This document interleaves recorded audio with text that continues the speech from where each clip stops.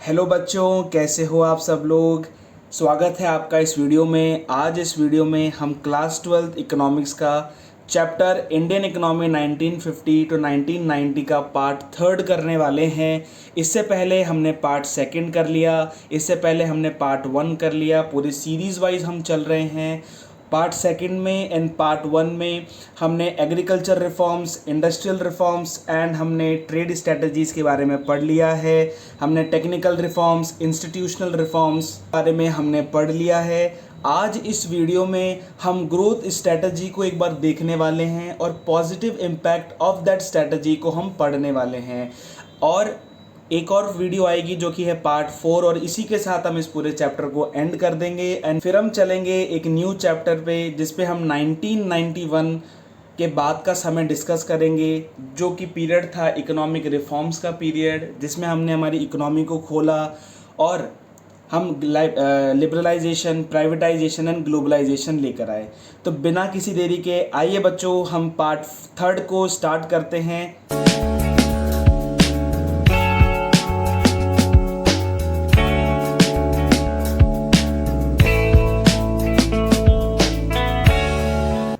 तो बच्चों, आज इस पार्ट थर्ड में हम पढ़ने वाले हैं कि ग्रोथ स्ट्रैटेजीज़ में क्या क्या था, उसको एक बार हम देख लेंगे and positive impact of strategy क्या था। 6 पॉइंट्स है, उसको हम जल्दी से कवर कर लेते हैं विदाउट किसी डिले के। तो देखते हैं हम growth strategy of India included. जब इंडिया आज़ाद हुआ 1947 में, उसके बाद में कुछ स्ट्रैटेजीज़ इंडिया लेकर आया जिससे वो डेवलपमेंट कर सके, ठीक है, गरीबी हटा सके और जो भी एक्सप्लॉयटेशन ब्रिटिशर्स ने किए थे उसको हम पूरी तरीके से रिवर्स कर सकें।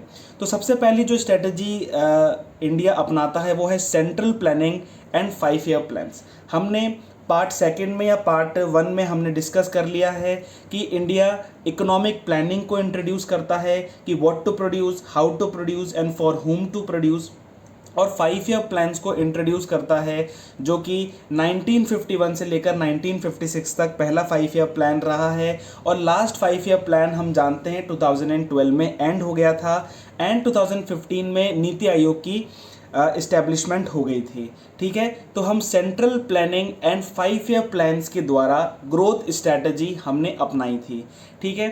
सेकंड पॉइंट आता है पब्लिक सेक्टर डोमिनेंस, यानी कि हमने डिसाइड किया था कि जो हम डेवलपमेंट करेंगे उसमें पब्लिक सेक्टर का ज़्यादा इन्वॉल्वमेंट रहेगा, ठीक है। प्राइवेट सेक्टर के हाथों में हम छोड़ नहीं सकते, क्योंकि हमने पहले भी पढ़ रखा है कि इन्वेस्टमेंट की हमको ज़रूरत बहुत ज़्यादा थी और प्राइवेट सेक्टर इन्वेस्टमेंट इतना ज़्यादा नहीं कर सकता था। प्राइवेट सेक्टर इतना इन्वॉल्व होकर, इतना है ना, सोशल वेलफेयर के लिए काम नहीं कर सकता था। इसलिए पब्लिक सेक्टर की डोमिनेंस होना बहुत ज़रूरी है और ये हमारे ग्रोथ स्ट्रेटजी के बीच में आती है। थर्ड है इम्पोर्ट सब्स्टिट्यूशन। इंडिया ने ये डिसाइड किया, गवर्नमेंट ने ये डिसाइड किया कि हम बाहर से बहुत कम माल मंगाएंगे, लेकिन हम कोशिश करेंगे कि हम खुद ही उस सारे माल को बना लें, ठीक है। जैसे छोटी छोटी चीज़ें, जैसे ग्रेन है उसको हम बाहर से नहीं मंगाएंगे, कुछ जैसे क्लोथ्स हैं उसको हम बाहर से नहीं मंगाएंगे, हम खुद बनाने की कोशिश करेंगे। और इसीलिए क्या हुआ, डेवलपमेंट ऑफ इंडस्ट्रीज़ हुई, क्योंकि अब हम बाहर से नहीं मंगा रहे हैं तो हमको खुद से तो बनाना पड़ेगा ना उस चीज़ को। अगर जैसे मान लीजिए आप कोई भी क्लोथ को, मान लीजिए कोई भी कपड़े हैं जो हम बाहर से मंगाते थे, लेकिन अब हम उसको खुद बनाएंगे, बाहर से नहीं मंगाएंगे तो खुद बनाएंगे। और अगर खुद बनाएंगे तो हमको इंडस्ट्रीज़ को सेटअप करना बहुत ज़रूरी हो जाएगा। और इंडस्ट्रीज़ हमने सेटअप करी, 2 टाइप की इंडस्ट्रीज़ हमने सेटअप करी, एक तो है हैवी इंडस्ट्री और दूसरी है small scale industries. Heavy industry से क्या होगा, इंफ्रास्ट्रक्चर बढ़ेगा, और स्मॉल स्केल इंडस्ट्री से क्या होगा, एम्प्लॉयमेंट बढ़ेगी, लोगों को एम्प्लॉयमेंट मिलेगी, ठीक है।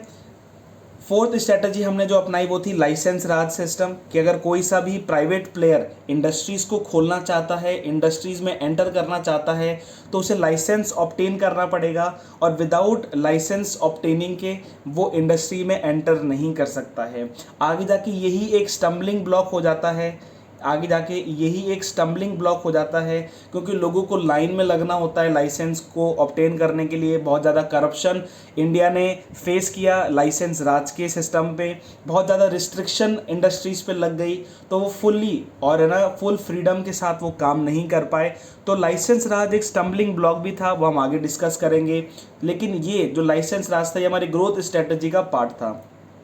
फिफ्थ है एम्फेसिस ऑन सेल्फ रिलायंस, यानी हम चाहते थे कि हम सेल्फ रिलायंट हो जाए, हम सेल्फ सफिशिएंट हो जाए, हमको अनाज किसी दूसरे से लेना ना पड़े, ठीक है, और कोई सा भी फाइनेंशियल रिसोर्स हम दूसरे से ना लें।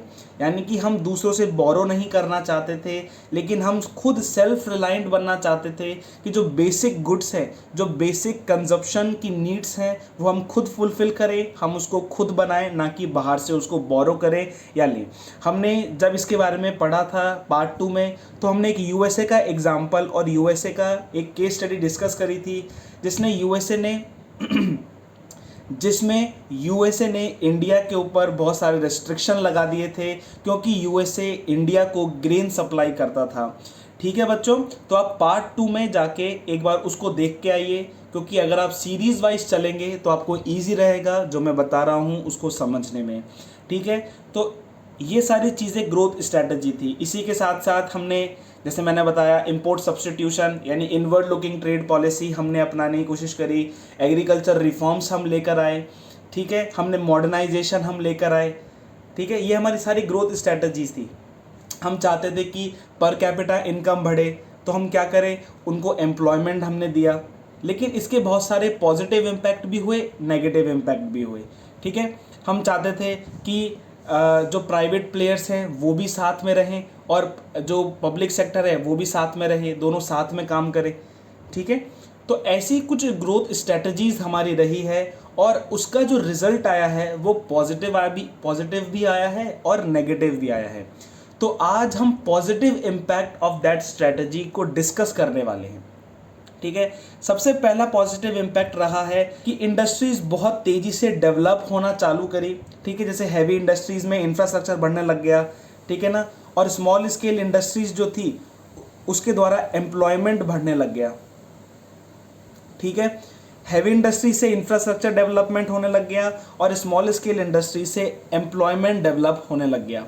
ठीक है, अब इंडिया जो था एग्रीकल्चर इकोनॉमी से ट्रांसफ़र हो रहा था इंडस्ट्रियलाइज्ड इकोनॉमी में। एग्रीकल्चर इकोनॉमी से इंडस्ट्रियल इकोनॉमी के ऊपर ट्रांसफ़र हो रहे थे।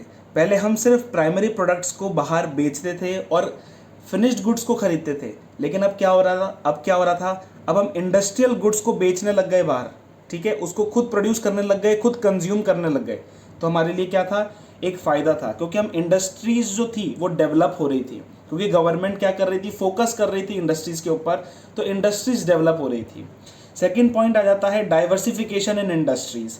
अब हम सिर्फ एग्रीकल्चर के बारे में ही नहीं सोच रहे थे, लेकिन अदर इंडस्ट्रीज़ के बारे में भी सोच रहे थे। लेकिन एक एग्जांपल आप लिख लो, इलेक्ट्रॉनिक्स इंडस्ट्रीज जो थी उस समय बढ़ रही थी। ठीक है, क्योंकि अब हमारा आउटलुक चेंज हो रहा था। अब सिर्फ हम एग्रीकल्चर के बारे में ही नहीं सोच रहे थे, लेकिन कुछ अलग इंडस्ट्रीज़ के बारे में भी सोच रहे थे जहाँ पे डेवलपमेंट और है ना ग्रोथ नीडेड थी, हम उसके बारे में भी सोच रहे थे। थर्ड देखो, नेशनल इनकम में इंक्रीज़ हमने देखा, इंक्रीज़ इन नेशनल इनकम 0.5% से 5.8% नेशनल इनकम बढ़ गई। हम जानते हैं 1950 से पहले कितनी कम हमारी पर कैपिटा इनकम थी, है ना, इनकम लोगों की कम थी, वाइड स्प्रेड पॉवर्टी थी। ठीक है, गवर्नमेंट को बहुत सारे पॉवर्टी एलिवेशन प्रोग्राम्स चलाने पड़े। ठीक है, लेकिन जैसे जैसे अब हमारी ग्रोथ स्ट्रेटजी इम्प्लीमेंट होती जा रही थी, उससे क्या हो रहा था, नेशनल इनकम में एक इंक्रीज हमको देखने को मिला। फोर्थ है इंडिया बिकेम सेल्फ सफिशिएंट। अब फूड ग्रेन पे डिपेंडेंट नहीं था, लेकिन देखो रेवोल्यूशन आया, कौन सा, ग्रीन रेवोल्यूशन के द्वारा हम सेल्फ सफिशिएंट हो गए। हमको दूसरों से ग्रेन को मांगने की ज़रूरत नहीं है, क्योंकि ग्रीन रेवोल्यूशन में इतना ज़्यादा प्रोडक्शन हुआ कि अब हम दूसरे से मांगेंगे नहीं, अब हम खुद ही बना लेंगे, क्योंकि इतना प्रोडक्शन था, वीट एंड राइस का इतना प्रोडक्शन था कि हमको दूसरी कंट्रीज़ पर डिपेंडेंट होने की ज़रूरत ही नहीं थी। फिफ्थ है economic infrastructure, economic plus social infrastructure. Economic infrastructure क्या होता है, जैसे बैंक्स हो गई, रोड्स हो गया, है ना, रेलवेज हो गई और सारी चीज़ें। और सोशल इंफ्रास्ट्रक्चर यानी कि जैसे कि हेल्थ केयर फैसिलिटीज़ बढ़ रही थी, ठीक है, हॉस्पिटल्स बढ़ रहे थे, स्कूल्स बढ़ रही थी, ठीक है। तो ये सारी चीज़ें इंट्रोड्यूस होना चालू हो रही थी, इसलिए हम पढ़ रहे हैं positive impact of the strategy, ठीक है। तो economic infrastructure and social infrastructure उस समय डेवलप हो रहा था। हम ध्यान दे रहे थे कि हम पॉवर्टी एलिवेट करें, पॉवर्टी को हटाएं, हम एम्प्लॉयमेंट दें लोगों को, ठीक है, हम सेल्फ रिलायंट बने। एक इंटरेस्टिंग फैक्ट मैं आपको बताता हूँ कि 1950 में इंडिया के पास सिर्फ 5 IIT एंड 20 यूनिवर्सिटीज़ थी।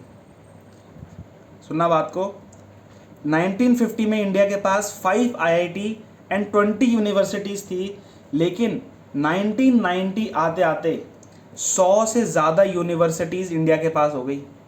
यानी इतने ह्यूज लेवल पर सोशल इंफ्रास्ट्रक्चर चल रहा था, इतने ह्यूज लेवल पर, है ना, डेवलपमेंट का काम चल रहा था, ठीक है।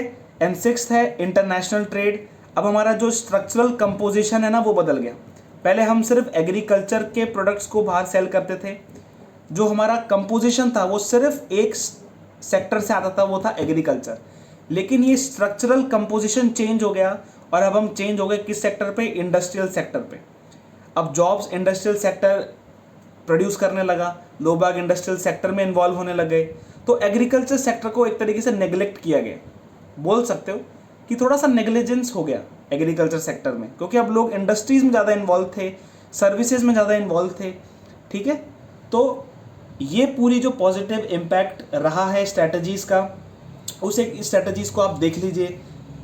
मैं जल्दी से रिवाइज कर देता हूँ कि हम इंडस्ट्रीज डेवलप हो रही थी, ठीक है ना, उस स्ट्रैटेजीज़ के तहत।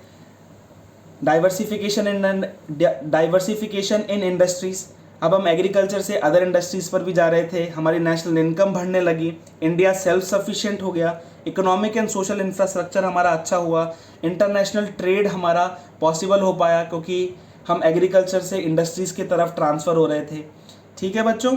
तो आप एक बार इस पूरी चीज़ को रिवाइज़ करो।